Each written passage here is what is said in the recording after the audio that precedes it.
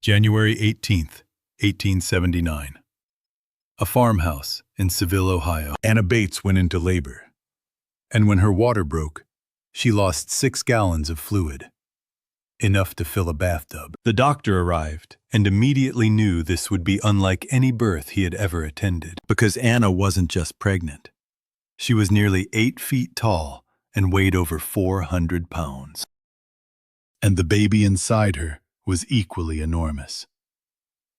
As the hours passed and Anna's screams filled the farmhouse, the doctor faced a horrifying problem. The baby's head was so large that his forceps wouldn't fit around it. There was no way to safely pull the child out. They resorted to desperate measures. They wrapped a bandage around the baby's neck and pulled. When the child finally emerged, he weighed 23 pounds and looked like a 6-month-old infant. He was the largest newborn ever recorded in human history. And 11 hours later, he was dead. This is the story of Anna Haining Bates, one of the tallest women who ever lived. A woman who befriended Queen Victoria, who survived one of New York's most devastating fires, who married a man as tall as she was, and who endured unimaginable tragedy trying to bring a child into a world that saw her as a freak. In 1846, in a small farming community in Millbrook, Nova Scotia, Anne and Alexander Swan, Scottish immigrants trying to build a life in the New World, welcomed their 3rd child, a baby girl. They named her Anne. At birth, some sources suggest she weighed 13 pounds, nearly twice the size of a typical newborn. But her parents didn't think much of it. Large babies were often seen as healthy babies. Then Anna kept growing. By age 4, she was over 4 feet tall, the size of an average 8-year-old. By the time she was 15, she stood 7 feet tall. And she was still growing. Today, we understand what was happening to Anna's body. She was born with gigantism, a rare condition caused by a tumor on the pituitary gland that releases excessive amounts of growth hormone. People with gigantism grow rapidly throughout childhood and adolescence, often reaching heights over 7 feet. But gigantism comes with a cost. The same hormones that cause rapid growth also put immense strain on the heart, lungs, and joints. Most people with untreated gigantism die young, often before age 40. In 1846, no one understood any of this. All Anna's parents knew was that their daughter was different. And in a small farming community in Nova Scotia, different meant dangerous. As word spread about the giant little girl living on the Swan family farm, people began showing up uninvited. They pressed their faces against windows. They knocked on the door asking to see her. Local newspapers published stories calling her an infant giantess. Anna became a spectacle before she even understood what that meant. Her father, Alexander, did his best to protect her. When Anna outgrew her school desk, he built her a custom one by hand. He built her an oversized bed so she could sleep comfortably alongside her 12 siblings. He tried to give her as normal a childhood as possible. But there was only so much he could do. The Swans were farmers. They were poor, and raising 13 children in 19th century Nova Scotia was brutally expensive. When it became clear that people would pay money to see Anna, the family made a decision that would define the rest of her life. They put her to work. At first, it was just local fairs. Anna would stand on a platform while people paid a few cents to stare at her. Some historians have accused Anna's family of exploiting her. And maybe they did. But most accounts suggest they genuinely cared about her well-being. Alexander Swan accompanied her to every event. He made sure she was safe, that she was treated with respect, that she had breaks when she needed them.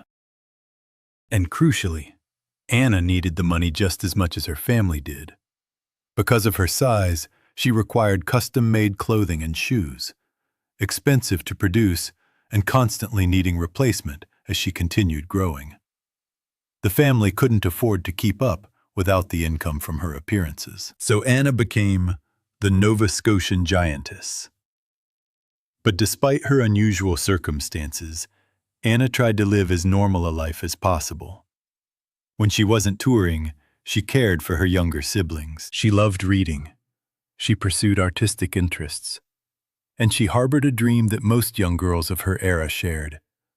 She wanted to become a teacher. In her late teens, Anna moved in with her aunt and enrolled in a local school to pursue that dream. But the reality was crushing. Literally. The classrooms were too small for her. The desks were built for children half her size. And everywhere she went, people stared, whispered, pointed. She couldn't focus on learning when she was constantly reminded that she didn't fit, that she would never fit. Anna abandoned her teaching dream, and in 1862, at age 16, she made a decision that would change her life forever. She accepted a job offer from P.T. Barnum. P.T. Barnum's American Museum in New York City was one of the most famous attractions in the United States. It was a bizarre wonderland of curiosities, oddities, and spectacles. Everything from taxidermied animals to living freaks to elaborate stage shows. Barnum specialized in human exhibitions. He displayed people with dwarfism, conjoined twins, individuals with rare medical conditions, anyone whose body deviated from the norm. He marketed them as wonders of nature and charged admission to see them. It was exploitative. It was dehumanizing. And for many of the people involved, it was also the only way to make a living. Anna joined Barnum's museum in 1862 as the Nova Scotian Giantess. And remarkably, her contract was exceptionally good for the time. She was paid $23 per week in gold, equivalent to about $500 in today's money. That was more than most factory workers or shopkeepers earned. She was provided a chaperone for safety. She was given tutoring in music and performance, and crucially, she retained the rights to photographs of herself, meaning she could earn additional income from selling her likeness. For a young woman in 1862, this level of financial independence was almost unheard of. But more importantly, working for Barnum gave Anna something she had never had before: control over her own narrative. Instead of just standing silently while people gawked, Anna performed. She played characters like Lady Macbeth in theatrical sketches. She held Q&A sessions where she answered audience questions about her life. She sang. She played piano. She presented herself not as a freak, but as a performer, a person with talents and intelligence who happened to be unusually tall. For the first time in her life, Anna wasn't just being stared at, she was being heard. And then the museum caught fire. July 13th, 1865. Mid-afternoon. Barnum's American Museum is packed with visitors. Suddenly, smoke fills the building. Someone shouts, "Fire!" Panic erupts. The flames spread with terrifying speed. Within minutes, the stairwells are engulfed. People are stampeding toward the exits, trampling each other in their desperation to escape. And Anna Bates, nearly 8 feet tall and weighing close to 400 pounds, is trapped on an upper floor. She can't fit through the windows. The stairwell is a wall of fire. There is no clear way out. According to witnesses, Anna remained remarkably calm. As people fled past her, she helped guide them to safety, directing them toward less crowded exits, keeping them from panicking. But with every passing minute, the smoke grew thicker and the heat more intense. Finally, a group of 18 men, workers from the museum, firefighters, bystanders, formed a human chain. They lifted Anna, all 400 pounds of her, and carried her down through the smoke-filled building and out into the street. She was one of the last people to escape. If those 18 men hadn't risked their lives to save her, Anna Bates would have burned to death that day. The American Museum was destroyed. Everything inside was lost. It was one of the most spectacular fires New York had ever seen. But Anna survived, and she walked away from that fire with something else: a reputation for bravery and kindness under pressure. People who had been there remembered that she had helped others escape before worrying about herself. Anna Bates wasn't just a giantess, she was a good person. And soon, the world would see that too. After the fire, Anna continued touring, first in rebuilt venues in America, then across Europe. She traveled to England, France, Germany, performing in theaters and exhibition halls, always drawing massive crowds. And in 1863, while touring in London, she received an invitation that would change her life. Queen Victoria wanted to meet her. Victoria was the most powerful monarch in the world. Britain ruled an empire that spanned a quarter of the globe. Meeting the Queen was an honor reserved for dignitaries, nobility, and heads of state. And yet, Queen Victoria invited Anna Bates, a working-class farm girl from Nova Scotia, to visit her at Buckingham Palace. Why? Because Queen Victoria was fascinated by people who were different. Throughout her reign, she met with individuals who had unusual physical characteristics, not out of cruelty or curiosity, but out of genuine interest in their lives and experiences. Anna and Victoria became friends. Not just acquaintances, not just a one-time meeting for publicity. Actual friends. They met multiple times over the years. They corresponded by letter. When Anna eventually married, Queen Victoria sent her an extravagant gift: a bridal gown made of 100 yards of satin and 50 yards of lace, embroidered with orange blossoms. Some accounts suggest Victoria even arranged for Anna's wedding to take place at St. Martin-in-the-Fields, one of London's most prestigious churches. Anna visited Buckingham Palace again after her wedding and received a diamond ring from the Queen. Her husband received a gold watch. These weren't token gifts. They were valuable, personal presents from one of the wealthiest women in the world. And the friendship was genuine. Queen Victoria, who had lost her beloved husband Prince Albert in 1861 and spent the rest of her life in mourning, found joy in witnessing other people's love stories. Which brings us to the most important relationship in Anna's life. In 1871, while performing at a circus in Halifax, Nova Scotia, Anna met a man who changed everything. His name was Martin Van Buren Bates, and he was 7 feet 9 inches tall. For the first time in her life, Anna was looking up at someone. Martin had been born in Kentucky in 1837. Like Anna, he had gigantism. Like Anna, he had spent years working in circuses and exhibitions, being stared at and treated as a spectacle. And like Anna, he had learned to carry himself with dignity despite it all. They understood each other in a way no one else could. A promoter quickly saw the potential. Two giants, performing together, eventually falling in love and getting married in front of paying audiences. It was perfect publicity. But what started as a business arrangement became something real. Anna and Martin fell genuinely, deeply in love.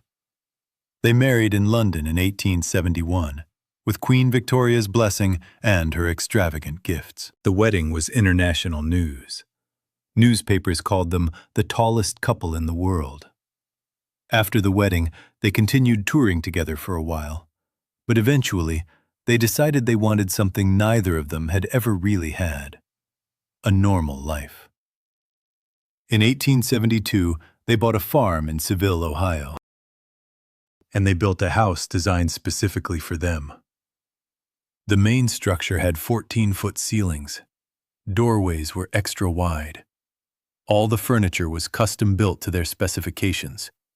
Beds long enough for their bodies, chairs strong enough to support their weight, tables at the right height for comfort. But they also built a back section of the house with average-sized rooms so that servants and guests of normal height would feel comfortable. Anna loved that farm.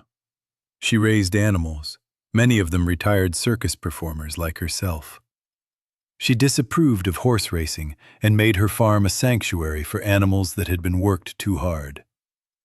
And then, in 1872, Anna became pregnant. For the first time, she had hope for something she had always been told was impossible.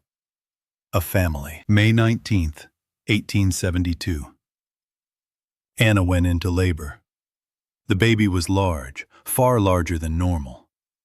When the child was finally born, she weighed 18 pounds. And she was dead. The baby girl had never taken a breath. She had died either during labor or shortly before. The doctor couldn't save her. Anna was devastated. But she and Martin told themselves it was a tragedy, yes, but not necessarily the end of their dreams of parenthood.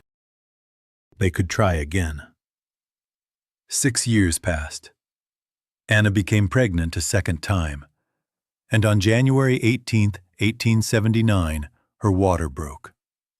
She lost 6 gallons of amniotic fluid, an almost incomprehensible amount. The doctor who attended her had delivered hundreds of babies, but he had never seen anything like this. The labor was brutal. Hours passed.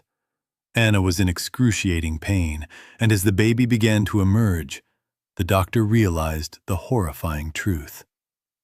The child's head was so large that his forceps, the standard medical tool for assisting difficult births, couldn't fit around it. There was no way to safely guide the baby out. In desperation, they wrapped a bandage around the baby's neck and pulled. When the baby finally came free, the doctor stared in shock. It was a boy. He weighed 23 pounds, the weight of a 6-month-old child. He was 30 inches long. He looked, Martin later wrote, like an ordinary child of 6 months. For a brief moment, there was hope. The baby was breathing. He was alive. But his body couldn't sustain itself. His heart, his lungs, they had grown too large, too fast inside Anna's womb. Within 11 hours, the baby boy died. Anna was shattered. She fell into a deep depression. She stopped touring. She withdrew from social life entirely. She couldn't bear to be around people, to perform, to pretend everything was fine when her heart was broken. Martin tried to support her, but grief consumed them both. Anna eventually attempted to return to touring, but she couldn't do it. The joy she had once found in performing was gone, replaced by an aching emptiness. She and Martin retreated to their farm and tried to build a quieter life. By the late 1870s, Anna had largely withdrawn from public life. She and Martin became active members of their local Baptist church. They spent their days on the farm, tending to animals and trying to find peace. But Anna's health was failing. Gigantism doesn't just affect height. The excess growth hormone puts enormous strain on the heart, lungs, and other organs. Many people with gigantism develop heart problems, respiratory issues, and joint deterioration as they age. Anna struggled with tuberculosis. She developed thyroid problems. Her heart was weakening. On August 5, 1888, one day before her 42nd birthday, Anna Bates died in her sleep from heart failure. Martin erected a monument on her grave. The inscription read simply, Anna Swan Bates, Giantess, 1846 to 1888. 1 year later, Martin remarried, this time to a woman of average height. He moved out of the custom-built house so his new wife would be more comfortable. But when Martin died in 1919, he was buried next to Anna, and between their graves lies a small marker for their baby boy, the 23-pound child who lived for 11 hours. They are still together. Today, the town of Seville, Ohio, remembers Anna Bates. There's a small museum dedicated to her and Martin, filled with artifacts from their lives. photographs, clothing, furniture from their custom-built home. Some of Anna's descendants still live in the area and help curate the exhibits. In Halifax, Nova Scotia, there's another museum focused specifically on Anna's early life. Her story has been told and retold for over a century. But often, those retellings focus on the spectacle, the height, the size, the strangeness. What gets lost is the person. Anna Bates was intelligent. She was kind. She risked her life to help others escape a fire. She dreamed of being a teacher. She loved animals and music and reading. She found real love with someone who understood her. She endured unimaginable loss with quiet dignity. She wasn't a freak. She was a woman who happened to be very tall in a world that didn't know how to accommodate her. And she deserves to be remembered not for her height, but for her humanity. If this story moved you, please subscribe to this channel. Every week, we tell the forgotten stories of people whose lives were extraordinary, not because of how they looked, but because of who they were. Leave a comment. Do you think Anna's life would have been different if she had been born in the modern era, with better medical treatment for gigantism? Thank you for watching. And thank you for remembering Anna Haining Bates, not as the giantess, but as a person who lived, loved, and lost with more grace than most of us could ever imagine.